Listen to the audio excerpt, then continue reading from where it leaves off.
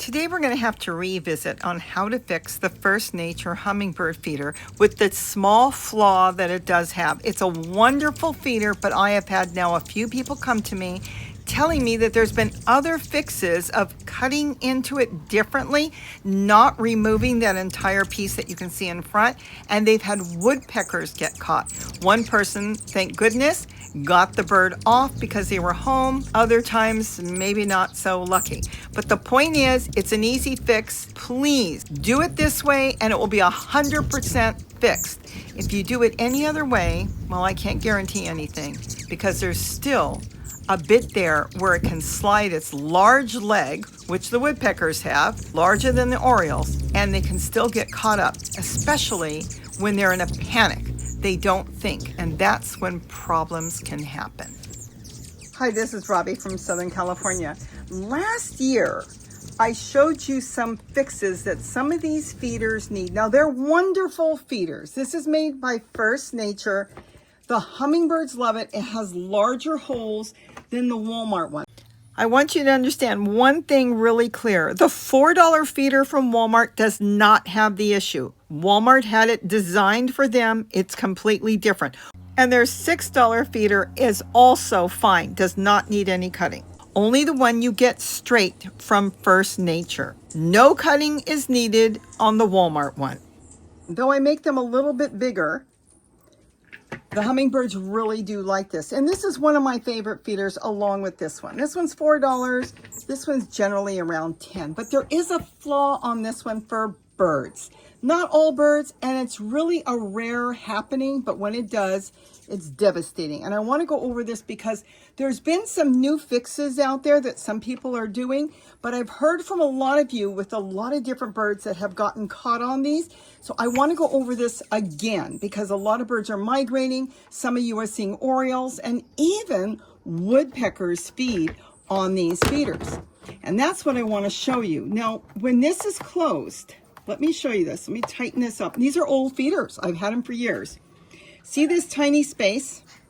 Birds, what they do is they're feeding on here. They slide over and they get their leg caught in there. I've seen hummingbirds get caught. There was an Oriole that lost his leg over this. He got caught on that. And I've now heard from other people with other birds, such as woodpeckers. Even bats feed from this. But woodpeckers getting caught on here. Now, there's been some different fixes where people want to cut this. The problem is, if you cut this and you break it, your feeder's gone. It will no longer snap together. If it doesn't have a good seal in here, then you'll get bees, it will leak, and you'll end up throwing the feeder out. Do not cut this. This is a mistake to cut because this is very important for the feeder. If it cracks, it weakens, you can't use the feeder anymore. I can't emphasize that even more than anything. And even by cutting it, you're now opening it up to being sharp and causing other issues. Now, this is what I want to show you. I cut this one over a year ago. I've got them all cut. See how this is? Some of you thought, oh no, it's not going to work. It works perfect. The birds sit here, and if they slide around and they get crowded or spooked, they slide right out. This, which is the sealer for this, is never touched. It's locked in place. Nothing's going to leak. There is nothing wrong with this. This should be the new design. Yes, I have contacted the company, but to make a new mold would probably cost them a fortune. They probably decided, because they haven't changed it, that there's very few birds that get injured on it. You know, I can't force them to do anything, but I still like the feeder. It's one of the best feeders because it's only 3 parts to clean. You take it apart, you've got a nice big reservoir in here to get your hand in there, a brush or whatever, and scrub it clean. Then you've got this part, don't roll off, that comes apart. Now, here is the thing. This needs a good scrubbing. I just took it in, but I wanted you to see when you cut these, and some people are cutting this, this will end your feeder. You won't be, if it cracks off, one of them crack, it's goodbye feeder and you'll have to buy a new feeder. Don't cut this. It isn't even that helpful.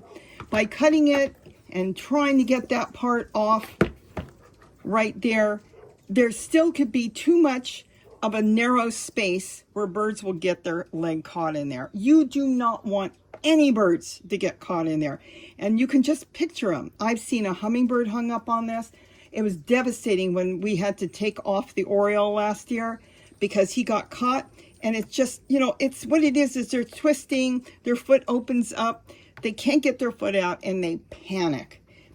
So the best thing, like I've showed you in the other video, same thing, just at the edge here, before you get to the closure, just cut it.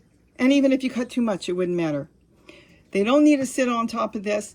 Don't cut this side. You're only going to cut the side where that little narrow space is. And you can cut about that much. You can see how much I cut off on here. Let me see. See how much I cut off? Oh, maybe just a little over a half an inch. And that's all you need to do. But now no birds are going to get hung up on this at all. This goes on here. It's absolutely perfect. No birds can get hurt. And my feeder isn't going to break. Like I said, a few of you came in and said, oh no, she busted her feeder. You shouldn't have cut it. No, it didn't hurt the feeder at all. This is a very good, strong plastic. It's still hanging perfect. The hummingbirds come on here. The Orioles have come on here. I haven't had woodpeckers myself, but a lot of you in different places throughout the United States have woodpeckers come, and they've been climbing all over. Some of you have messaged me and told me you saw a woodpecker get caught on this and they panicked. That's why don't cut the part that is your locking mechanism. Just cut this. You will have a perfect feeder for your hummingbirds. Great to scrub, bleach, and wash out. This one was made very different. As you can see, they made, well, it's just a little smaller, and they made these locking mechanisms very tiny. There's one notch on there, but that's the way this was designed. You don't want to touch that. You want to just leave it alone. This one is perfect. See, I can put my whole pinky in there and slide it out. That is not an issue, but that is the issue when they can't get through. And that is a big issue for some of your larger birds as well as hummingbirds too. Because when a bird panics and they get caught, they don't know what to do, and they just start thrashing. We were here to get the Oriole out last year, but even so, the leg was lost. He did lose his leg eventually. You know, that happened, but he hung around for a long time until it was time to migrate out. So he may be living a normal life. A lot of animals do, but the point is, we can stop that by doing a simple cut on this plastic. Just take a pair of pliers. I leave this one for demonstration. You just get your pliers in there and just cut the plastic. If you feel that it's sharp, you can take a spoon, put a spoon over a flame, let's say on your stove, if you've got a gas stove, if not, a cigarette lighter, and just light that end if you think it's sharp, or a nail file, even a plain old nail file that you would use for your nails. But it really cut nice and soft.